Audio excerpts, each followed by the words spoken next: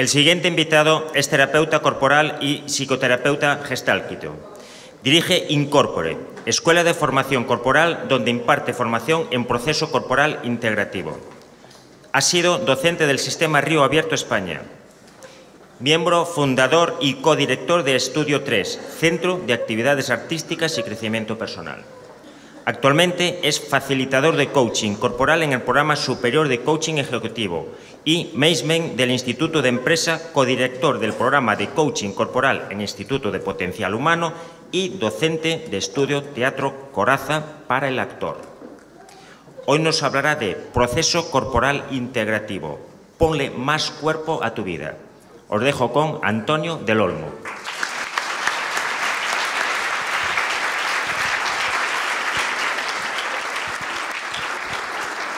Hola. ¿Se me escucha bien? Sí. Bien. Bueno, muy buenos días a todos, a todas. Es un placer estar aquí. Quiero agradecer especialmente a la organización, a todo el grupo, a todo el equipo, que realmente la recibida aquí es maravillosa, venir aquí, estar aquí. Y también agradecer a todos los compañeros que estamos trabajando ayer, hoy, aportando nuestras experiencias, nuestras visiones, para que ocurra este congreso, que creo que es muy necesario, que tengamos ventanas a lo que está ocurriendo, a las técnicas nuevas que se están creando. Estamos en una etapa fascinante, yo creo que es una etapa fascinante. Hace unos años, hace digamos 10 años, un poquito más tal vez, no había tanta información como tenemos ahora de las posibles maneras de acercarnos a nuestra manera profunda de vivir, a nuestra esencia. Yo creo que es una gran ventaja que tengamos este congreso y esta oportunidad de intercambiar, de conocernos, de escucharnos, ¿no? Porque realmente creo que estamos en una etapa donde esto es muy necesario para que esto vaya cogiendo una identidad y una solidez que realmente lo tiene, en una etapa en la que estamos cambiando muchas cosas en la sociedad, muchas cosas internas, externas, ¿no? Entonces quiero agradecer una vez más a todo el equipo y a la oportunidad de estar aquí con todos vosotros. En este ratito que tengo voy a intentar compartir con vosotros lo más breve, sintética y práctico posible algo en relación al trabajo que vengo desarrollando hace ya casi 20 y tantos años. Yo tuve la suerte de empezar muy pequeñito, empecé con 8 años, casualmente, no fue una cosa consciente, empecé con 8 años a practicar yoga, por casualidad. Estaba con mi madre, anoche lo compartía esta anécdota con dos compañeras que he visto que están por aquí. Estaba con mi madre, somos una familia numerosa, somos 7 hermanos, y estaba comprando mi madre y yo estaba con ella. Entonces pues tenía 8 años y la ponía nerviosa mi madre, lógicamente, ¿no? Entonces estábamos comprando, mi madre estábamos en una tienda, cogió un libro, me dio un libro y yo me callé. Entonces me compró el libro, me lo llevé a casa. Ese libro era un libro que tenía unos dibujitos, unas siluetas de yoga. Y yo, sin saber muy bien lo que hacía, empecé a jugar con ese librito. Empecé a hacer lo que decía el libro, empecé a retorcerme para la derecha, para la izquierda, para arriba, para abajo. Y empecé también con mis hermanos a explicarles, oye, mira lo que hago, mira a ver si lo haces tú. Bueno, sin darme cuenta, realmente, esto lo he podido ir sabiendo con el paso de los años, empecé a meterme en un camino que es el yoga, que es un camino pues, espiritual, es un camino, yo creo que es un camino muy científico también. Y de alguna forma esta anécdota ha sido algo muy trascendente en mi vida. Lo he sabido muchísimos años después, bueno, muchísimos, no tengo tantísimos, pero la sensación sí ha sido de muchos años después. ¿Por qué? Porque, digamos, en casa esto se convirtió en un tabú. A mí me acabaron prohibiendo hacer yoga, porque casualidades de la vida, porque al final pues veían que no entendía qué hacía. Me encerraba en la habitación y me ponía a relajarme con 10 años. Me decían, este chico está mal de la cabeza. Yo creo que estaba mal de la cabeza, lo digo en serio. Lo que pasa que con el paso del tiempo he podido ir elaborando esto, integrándolo, y esta anécdota ha sido algo que ha desencadenado un montón de preguntas en mi vida y que ha ido desembocando con el paso de los años en lo que ahora pues, comparto con la gente, que es el proceso corporal integrativo, que tiene su origen en el yoga, pero que posteriormente ha ido integrando otros elementos, sobre todo el camino psicoterapéutico de la Gestalt especialmente, y de alguna manera he ido pudiendo entender las conexiones entre disciplinas que para mí en principio me venían dadas como desconectadas. Entonces lo que yo puedo compartir con vosotros es estas conexiones entre el cuerpo el darse cuenta, la conciencia y el campo emocional. Esto sería un poquito el planteamiento del trabajo que voy a compartir con vosotros. El punto de partida sería, yo creo que no voy a aportar nada nuevo, porque lo que he escuchado de las compañeras anteriores y de todos los demás, digo, bueno, si ya han dicho lo que iba a decir yo, pero yo creo que cada uno aportamos un punto de vista, y creo que el punto de vista es muy importante, porque creo que el núcleo, la esencia, estamos todos trabajando en lo mismo, que es el ser, el bienestar del ser, la conciencia del ser, y la riqueza de que ahora mismo hay muchos caminos para llegar a esto, ¿no? Y yo creo que esto es una aportación valiosísima. Entonces, el hecho es que partimos de un momento actual en el cual vivimos con muchas distracciones, vivimos con mucha información, estamos mucho más habituados a la tecnología, a mirar los aparatos, a mirar los móviles, a mirar la televisión. Es algo, digamos, podríamos decir entre comillas, natural, ¿no? Llegar y decir, bueno, a ver qué ponen hoy, ¿no? Pocas veces hacemos a ver qué ponen hoy para adentro, ¿no? Como a ver qué me están poniendo, ¿no? Porque siempre tenemos que mirar fuera a ver qué está pasando, ¿no? Poco a poco nos vamos extrañando de nosotros mismos. Nos es mucho más fácil que nuestra cabeza vaya haciendo asociaciones múltiples a partir de los hechos que van pasando a nuestro alrededor, y pocas veces nos paramos a ver qué nos pasa a nosotros mismos. Tanto es así que a veces cuando nos paramos a ver qué nos pasa a nosotros mismos nos extrañamos, como que ya no identificamos muy bien quiénes somos nosotros mismos si nos paramos, si no tenemos información. Es extraño, es algo que va ocurriendo cada vez más. Hay gente, a veces he trabajado con gente que cuando se para, cierra los ojos, como los ejercicios que nos han hecho hacer antes, maravillosos. Hay gente que se siente muy extraña, como que o está perdiendo el tiempo o no se ubica bien, ¿no? Entonces, realmente es muy importante darnos cuenta de este nivel de llevar la vida al mundo de la cabeza, hacia arriba, a la agitación mental con la que vamos viviendo, ¿no? Es como el ruido permanente con el que vamos viviendo, ¿no? La idea del trabajo con el cuerpo viene precisamente de esto, de ver si podemos ir equilibrando la señal del volumen de los pensamientos, que es exactamente igual que el de las sensaciones y el de las emociones, solo que estamos muy entrenados en que los pensamientos los oigamos más altos. Reconocemos mejor nuestros pensamientos porque es lo que nos estamos educando permanentemente. Estamos muy identificados con lo que pensamos, bastante menos identificados con lo que sentimos y también muchas veces identificados con lo que hacemos. Normalmente vivimos estos tres dominios, el tema de la coherencia, que es un tema que también habéis escuchado ya en varias ponencias, y que también de alguna manera es la búsqueda de ese ser consciente, de ese ser equilibrado, en el cual nosotros normalmente no estamos mucho ahí, o estamos más en pensar, o estamos más en sentir, o estamos más en hacer. Entonces, la propuesta con el trabajo corporal es una vía que nos ayude a equilibrar esos tres centros. Bueno.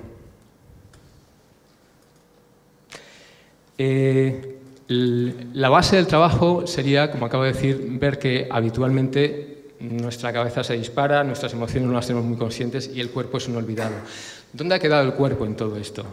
Si os dais cuenta, hasta hace poquito la inteligencia se medía en los test psicométricos, sobre todo por el nivel, el CI, el coeficiente intelectual. Hace poquito, hasta hace unos 10 años, 15 años, 12 años, ha empezado un poquito menos incluso, a hablarse de la inteligencia emocional. Hemos empezado a ver que no solamente es importante pensar y tener un coeficiente de inteligencia alto, sino también la capacidad de sentir. Pero aún así, yo siempre me he preguntado dónde está el cuerpo. ¿Dónde se ha quedado el cuerpo en esto? Es como el gran desaparecido. Y si os dais cuenta, es lo más evidente. Aquí cuando nos estamos viendo, me estáis viendo, yo no veo ni vuestro coeficiente intelectual, ni veo vuestro campo emocional. No lo veo. Lo único que veo son personas, cuerpos. Sin embargo, lo obvio, por algún motivo, que a mí siempre me ha hecho pensar mucho, es lo que menos vemos, es lo que menos valoramos. Tenemos, yo creo, el hábito de hacer del cuerpo un objeto, y de los pensamientos el sujeto. Nos identificamos más con lo que pensamos, yo soy más mis pensamientos, y el cuerpo acaba siendo como una consecuencia, como el lugar donde acaba un poquito haciendo lo que mi mente me obliga a hacer, pero sin ser muy consciente de lo que me pasa corporalmente. Entonces, de nuevo, para mí esto ha sido como un aliciente de explorar qué pasa con el tema corporal, qué pasa que no aparece en ningún sitio.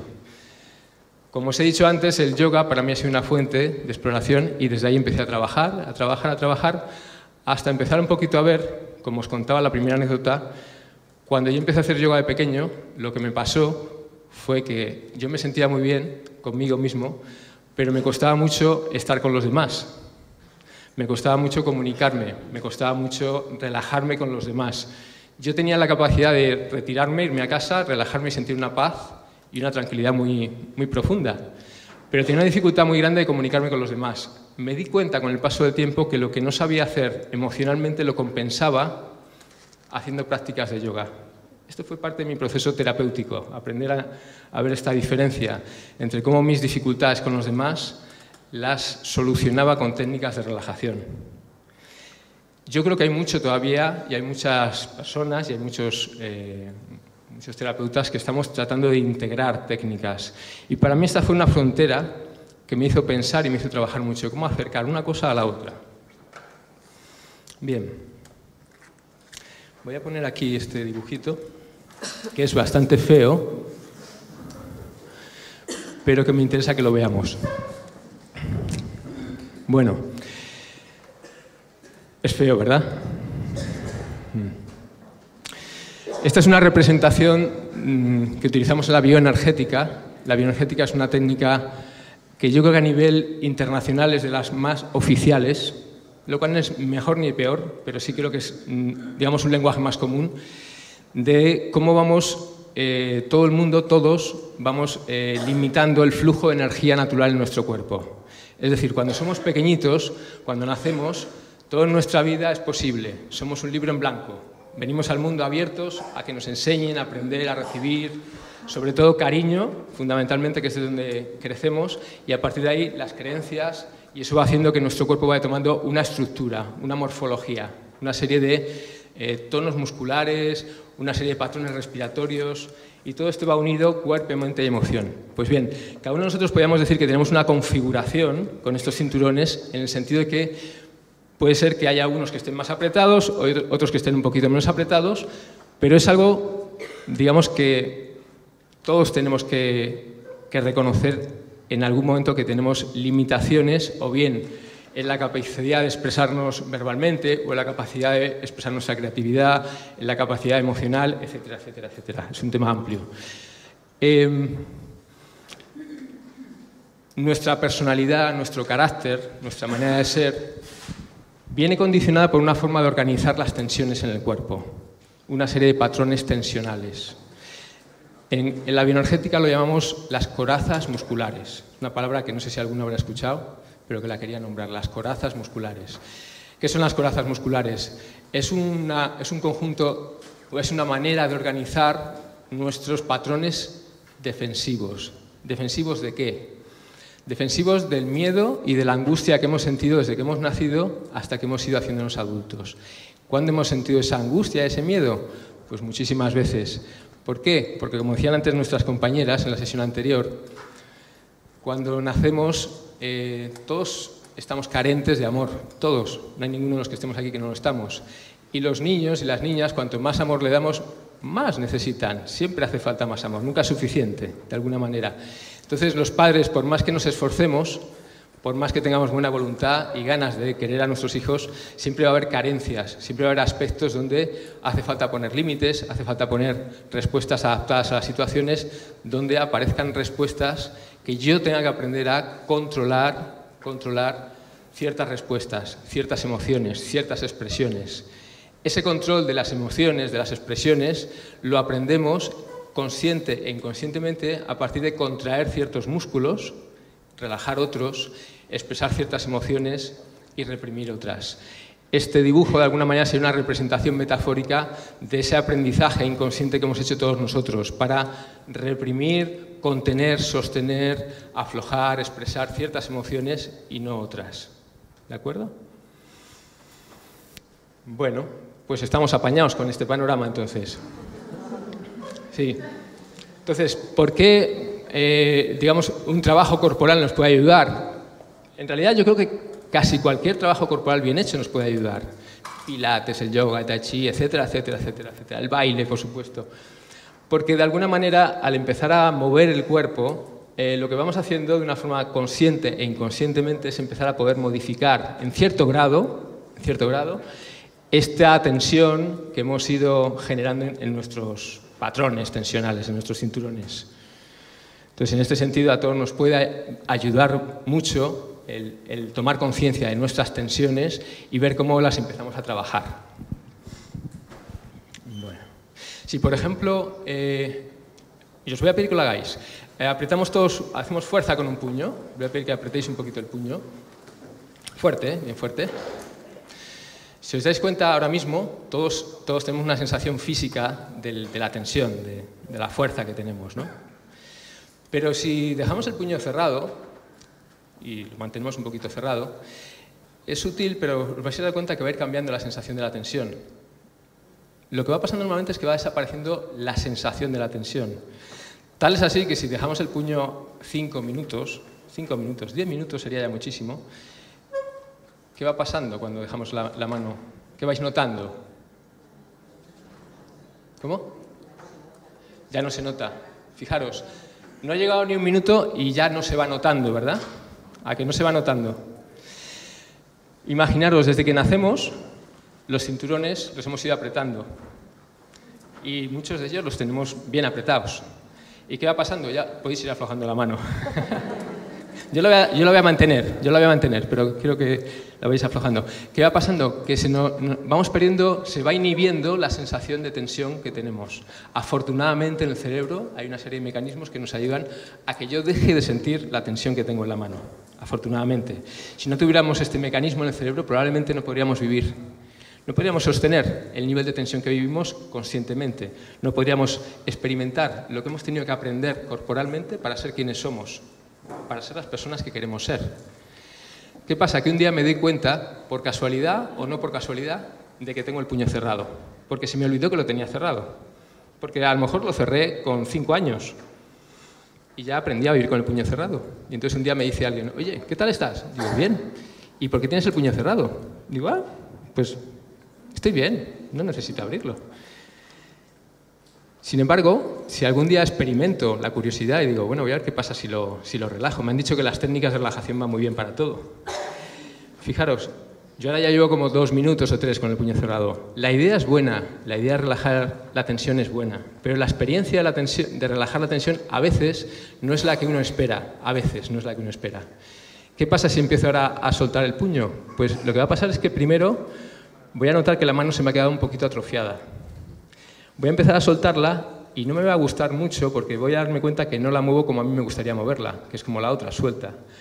Y la sensación de acartonamiento es como si no me perteneciera un poco, no reconozco mi mano. Estoy tan acostumbrado a vivir con el puño cerrado y agarrando la tensión que el tránsito, la crisis, hasta que relajo la mano, es un proceso importante, es un proceso delicado.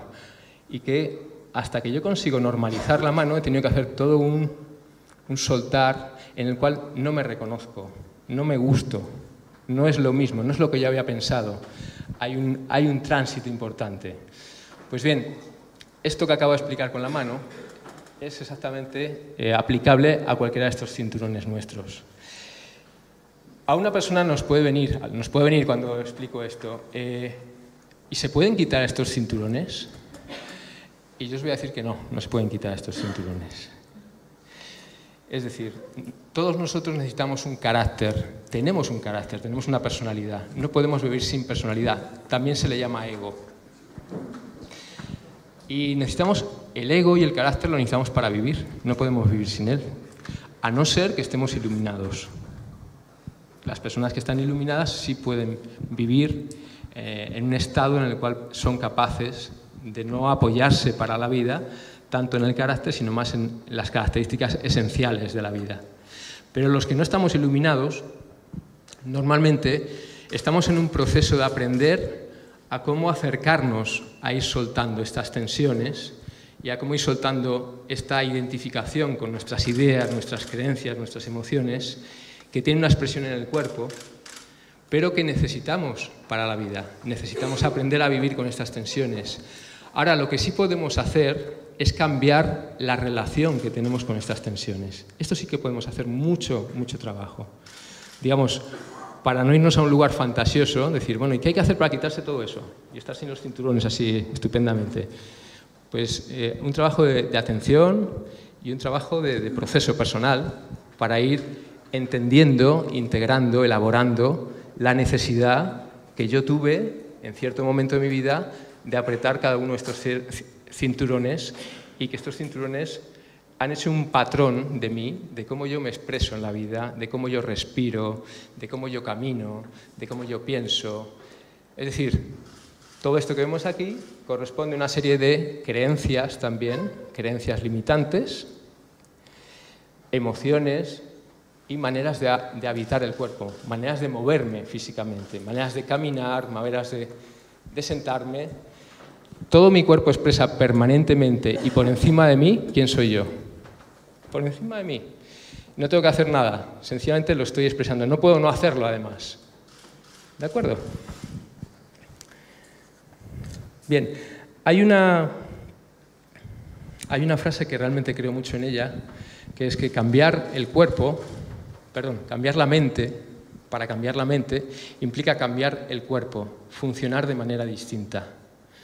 Cambiar la mente implica cambiar el cuerpo, funcionar de manera distinta. ¿Sí? De alguna manera estamos, y conecto con algo con la ponencia anterior de nuestras compañeras, hay algo de ver cómo podemos hacer sostenible las cosas que creemos, las cosas que sabemos. ¿Cómo podemos hacer de las cosas que sabemos algo coherente con nuestra biología? Muchas veces estamos trabajando y se trabaja mucho con el tema de las creencias, cómo cambiar las creencias, la importancia que tiene las creencias que tengo en mi vida, y por supuesto que sí, Pero también me parece que es muy importante que esas creencias, yo vea si soy capaz de llevarlas a la experiencia a través de la biología, que es la que sostiene mi vida. ¿Por qué digo esto? Porque mi impresión es que hay mucha dificultad para hacer sostenible muchas de las creencias que tenemos, y no lo digo solamente por el nivel personal, lo digo por el nivel social. De hecho, la sociedad es un reflejo de que vivimos con creencias que no son sostenibles. De hecho, la naturaleza nos la estamos cargando en parte porque no es sostenible vivir como vivimos, no es sostenible. Creemos cosas, pero estamos desconectados de nuestra biología inmediata y de nuestro entorno biológico. Y es un hecho evidente, es un hecho físico, es un hecho que todos podemos ver, que no estamos pudiendo sostener esta manera de vivir. Si no estamos pudiendo sostener esta manera de vivir fuera de nosotros, probablemente también tenga que ver con nuestra dificultad de sostener fuera y dentro lo que cómo estamos tratando estas creencias. Entonces me parece muy importante hacer este análisis y hacer esta revisión no tanto en función de las ideas, sino más bien en función de la experiencia. ¿Qué capacidad tengo de hacer sostenible mis ideas? ¿Y qué quiere decir sostenible? Que las lleve a la práctica, que me ponga en acción. Es decir, que más allá de la información que ahora tenemos todos con Google, que tenemos toda la información posible, sobre todo que nos vayamos a la experiencia, a la capacidad de hacernos cargo y de hacernos responsables de ver cómo sostenemos lo que creemos y lo que sentimos. Yo creo que estamos en un momento precisamente con este cambio de paradigmas en el que estamos en este momento. Venimos del paradigma cartesiano, pienso, luego existo, y todavía estamos muy dentro del paradigma cartesiano. Y yo creo que incluso todas las técnicas todos los que estamos trabajando con técnicas de desarrollo personal, sin duda también estamos muy influenciados por el paradigma cartesiano, no podemos evitarlo, es muy difícil salirse de este paradigma. Pero sin embargo también creo que estamos en un tránsito, y lo veo y lo siento. Y lo veo y lo siento porque esto que estamos hablando ahora mismo tiene que ver con esto, con no solamente estar en la cabeza y pensar y entender, sino irnos más a la realidad. Y la realidad es qué puedo hacer, qué puedo sostener de todas estas ideas que tengo, de toda esta información que manejo. Y el hacer y el sostener pasa por la acción, y la acción está en el cuerpo. ¿Sí? Entonces, cuando yo me confronto con el hacer, sin duda me confronto con una manera de estar en mi vida y una manera de estar en el cuerpo.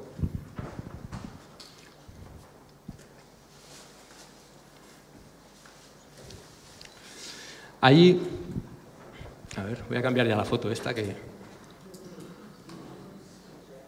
Bueno, esta es una foto del equivalente a los cinturones que hemos visto antes, solo que hablando de los plexos nerviosos que hay en el cuerpo, y que los que ya conocéis, supongo que muchos conocéis los centros energéticos, pues que coinciden exactamente. Entonces, bueno, No voy a entrar en detalle porque se nos hace muy largo y no quiero centrar ahora aquí la charla, pero de alguna forma es este paralelismo entre el camino de los centros energéticos, que viene sobre todo del camino hindú, del yoga, también del taoísmo, y que la bioenergética lo ha tomado como un camino occidental para trabajar sobre lo mismo, con otras herramientas, ¿no?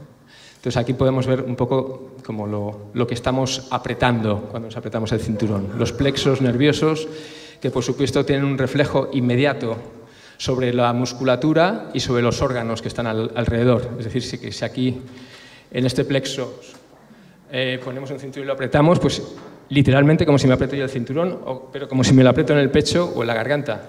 O sea, el efecto es muy parecido. Es muy parecido al tema del puño y es muy parecido a entenderlo, que esto llevamos años trabajando para apretarnos, y la idea de soltarnos es un proceso personal. No es solamente la idea, hace falta elaborar esa idea, ¿no? Bueno, ¿sobre qué? El tiempo, sí. ¿Sobre qué elementos os diría que podemos trabajar para poder aflojar los cinturones? Pues hay dos elementos centrales para mí, que serían la conciencia y la espontaneidad. La conciencia y la espontaneidad son dos cosas que normalmente van separadas en nuestra vida. O estoy consciente o estoy espontáneo. De hecho, los fines de semana me voy a tomar unas copas para ponerme espontáneo, perder la conciencia un poco, y entonces así me pongo espontáneo. Eso es una costumbre muy habitual, ¿no? Me ayudo a mí mismo a ponerme más espontáneo, porque normalmente la vida, el trabajo, las responsabilidades nos van haciendo sostener mucha tensión. Ojalá que también conciencia, ¿no? Cuando somos niños, normalmente somos pura espontaneidad. Son los maestros de la espontaneidad, los niños. No hace falta que dediquemos tiempo a esta explicación, todos lo tenemos claro, ¿no? Como que un niño es un espejo permanente de la espontaneidad, del momento presente, son vitalidad, son cambio inmediato, y en ese sentido son maestros de la espontaneidad. El asunto es que todos tenemos dentro de nosotros esa figura, sigue viva, sigue latente en todos nosotros. Todos tenemos dentro esta figura del niño interior, y que nadie me mire con cara rara. Sí, esto es un hecho, esto es verdad. Todos tenemos dentro. ¿Por qué? Porque hemos sido, digamos, nuestros cimientos, la base del edificio sobre la que hemos crecido es nuestro niño interior. Antes de ponernos los cinturones, nuestro niño estaba sin cinturones. Es inevitable que con la educación, con la socialización, con la integración en la sociedad, hay que poner algunos cinturones, si no, no podemos convivir. O de momento no hemos encontrado otra manera, digamos, de momento. Entonces, ¿qué va pasando? Que vamos perdiendo esa espontaneidad. Vamos quedándonos cada vez más limitados a una serie de respuestas condicionadas. Ya sabes tú, y ya sé yo muchas veces lo que vas a hacer. Tú ya lo sabes. Si fuéramos, imaginaros, si fuéramos, las personas fuéramos un teclado de un piano, a ver si conocéis esta traducción, una persona tuviera la capacidad de, cuando se enfada, imaginaros que tocara ciertas teclas del piano, de cierta manera, dijera, yo me enfado así, ta, ta, ta. Y cuando me pongo contento, me pongo contento así. Y casi todos ya sabemos cómo nos enfadamos y cómo nos ponemos contentos. ¿A que sí? Todos tenemos ya un estilo, hemos aprendido. Ya tenemos una serie de hábitos emocionales, para lo bueno y para lo malo. Esos son nuestros cinturones, los hábitos emocionales. Y casi cualquier persona que viene a hacer un trabajo de crecimiento personal está casi dispuesta a todo, pero no a que le toquen los hábitos. Yo siempre lo digo, cuando trabajo con mucha gente, digo, tú estás dispuesto a todo, pero que nadie te toque los hábitos, ¿no? Hasta ahí podríamos llegar, ¿no? Pues sí, es así. Modificar esos cinturones es romper hábitos emocionales, es cambiar la forma de expresarme, es de pronto darme la oportunidad de expresar las cosas con otros tonos a los que no estoy acostumbrado, pero que también soy yo, solo que no me reconozco, porque estoy tan acostumbrado a estar aquí, que cuando estoy aquí sí soy yo, y estoy dispuesto a lo que haga falta siempre y cuando siga siendo yo. Pero si tengo que soltar la mano y relajarla, por más que la idea sea muy bonita e interesante, tengo que cuestionármelo un poco. Entonces, ese es el tema de la espontaneidad. Es algo fundamental para el crecimiento, para que la circulación energética en nosotros circule. Necesitamos confiar en nuestros centros energéticos y en nuestros impulsos biológicos y en nuestras emociones y en nuestras imágenes. Esto es una persona que se va conectando con su ser, con su esencia, que va haciendo un proceso de crecimiento. Una persona que es ambiciosa en el sentido de ser capaz de tocar más registros de la vida, de que se atreve a tocar los graves y los agudos y los medios, que no solamente me conformo con sacar adelante las situaciones siempre con los graves y si hay agudos no porque me da vergüenza o viceversa. Esto es un poco lo que perseguimos con el tema de la espontaneidad. Ahora, ¿qué pasa? Que esa espontaneidad hay que hacerla adaptadas a la situación presente, hay que hacerlas en contacto con la realidad. Y ahí viene la necesidad de la conciencia, de poder estar consciente, de darme cuenta de que lo que expreso también me sirve para darme cuenta de mi vida, de mí mismo. Y entonces ese tándem de la espontaneidad y de la espontaneidad, para mí es la base del trabajo corporal que os vengo un poquito a contar. En la medida en que vamos haciendo este trabajo más en profundidad, lo que va cambiando en nosotros que es que en vez de reaccionar, respondemos. Reaccionar quiere decir que yo ya sé lo que voy a hacer, o que tú ya sabes lo que vas a hacer, que tu forma habitual de responder a las situaciones ya están condicionadas. Eso es reaccionar de alguna manera, es algo que ya prevés. ¿Cuál es la diferencia? Pues responder, elegir, hacerme responsable, tomar la decisión de si voy a hacer esto o no lo voy a hacer. Esa es la diferencia entre reaccionar y responder. En este sentido quería comentar también, como estamos en el Congreso para el Bienestar del Ser, quería comentar también como a veces tenemos la idea, o yo por lo menos tengo la idea, o tenía la idea antes, sí, yo antes tenía la idea de que crecer era estar bien, de que crecer era estar en paz, de que crecer era no tener muchos conflictos. Esta idea en mí ha ido cambiando bastante. Actualmente la idea que yo tengo es que crecer significa atreverme a vivir lo que me toca vivir, y eso puede ser que coincida con mi idea o no con mi idea de lo que para mí es lo que a mí me gustaría. Quiero decir, más concretamente, para mí una persona que crece es una persona que asume más capacidad de gestionar la angustia, el miedo y el placer. Es decir, una persona que asume más responsabilidades es una persona que está creciendo. Una persona que se enfrenta más a coger riesgos es una persona que está creciendo. Una persona que se atreve más a ir a un proyecto y a confrontarse para conseguir o tratar de conseguir algo que se ha propuesto. Esta es una persona que está creciendo. Lo digo porque yo antes tenía la idea de que era más una cuestión de estar en paz con la vida. Y por supuesto que creo que esto es fundamental, estar en paz con la vida, pero también creo que es fundamental estar con las manos en la masa de la vida, estar con las responsabilidades y estar con las situaciones que toque vivir. Y estas situaciones pasan por la tensión, pasan por la angustia, pasan por el miedo y pasan por el placer y el bienestar. En la medida en que tengo más capacidad interna para asumir responsabilidad, soy más capaz también de asumir más emociones. Y muchas veces son emociones que tienen que ver con ese nivel de angustia, ¿sí? Lo que pasa es que para gestionar eso necesito abrir un poquito esos cinturones, poder respirar más, poder relajarme más, etc. Bueno, por último, vamos a ir aquí, por ejemplo. Este es un ejemplo de Kino. Esto está... pero lo podéis ver porque es fantástico.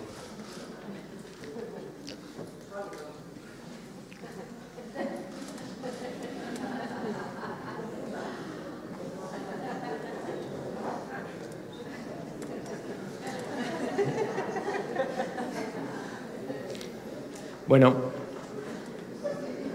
antes, en la ponencia anterior, Cándida y Esther nos han hecho dos ejercicios fantásticos para relajarnos, para visualizar, para darnos unos buenos días, sonreír. Esto tiene que ver mucho con esto. Dicho, digamos, en términos de la calle, normales y corrientes. Esto lo entiende cualquiera. No hace falta estudiar mucho para entender esto. Pero realmente esto es muy poderoso. Esto es muy poderoso. Es el huevo o la gallina. ¿Sonrío porque estoy contento o estoy contento porque sonrío? ¿Me deprimo porque pierdo la conciencia de la energía que tengo o pierdo la conciencia de la energía que tengo porque me deprimo? Eso, el huevo y la gallina permanentemente.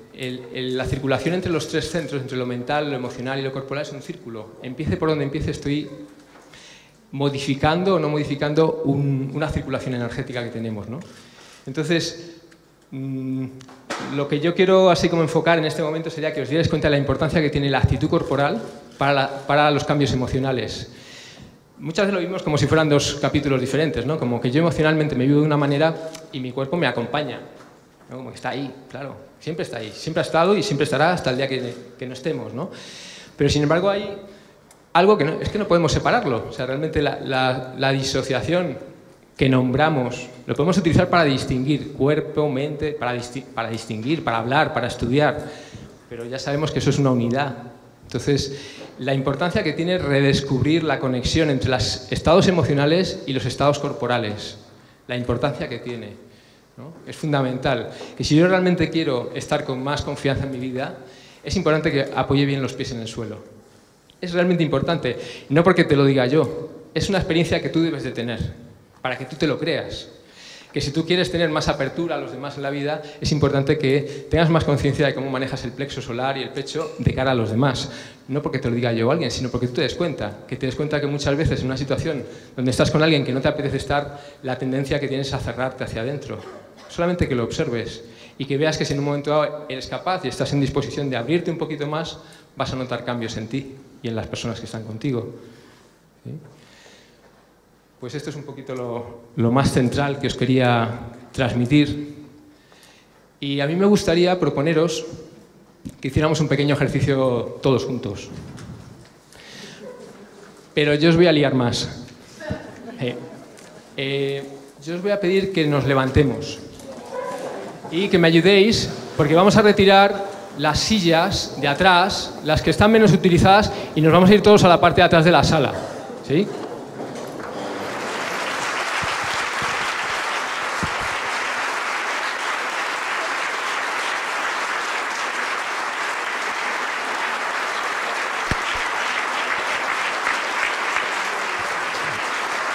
Antonio del Olmo, muchísimas gracias.